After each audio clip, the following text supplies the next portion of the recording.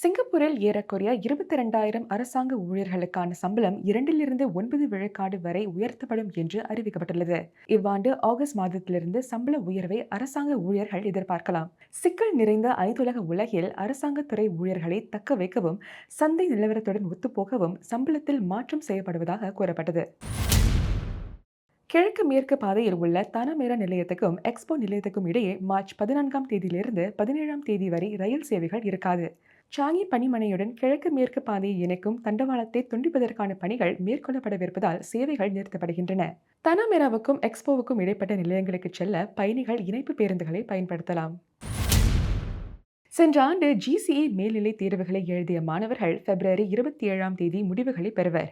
பிப்ரவரி 27 பிற்பகல் 3:15 மணியிலிருந்து மார்ச் 13ஆம் தேதி இரவு 11 மணி வரை தேர்வு முடிவுகளை மாணவர்கள் sab.gov.sg என்ற இணையப்பக்கம் வாயிலாக பெறலாம்.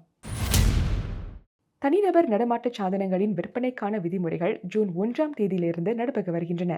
இந்த புதிய விதிமுறைகளால் தனிநபர் நடமாட்ட சாதனங்களின் விற்பனை விலை ஏறத்தாழ 15 விழுக்காடு அதிகரிக்கும் என வர்த்தகர்கள் கருத்துரைத்துள்ளனர். தொழில்நுட்பத்தை அதிகம் அறிந்திராத முதியோர்களுக்கு புதிய பதிவுக்கான உரிமை மாற்றத்துக்கான விதிமுறைகளை புரிந்து கொள்வது சவாலாக இருக்கும் எனவும் விற்பனையாளர்கள் கூறுகின்றனர். ஜோஹர் பாரு சிங்கப்பூர் விரைவு ரயில் சேவைக்காக முன்மொழியப்பட்ட கட்டணங்கள் மலேசியாவைச் சேர்ந்த பெரும்பாலான அலுவலக ஊழியர்களுக்கு கட்டுப்படியாக இருக்கும் என்று கூறப்படுகிறது.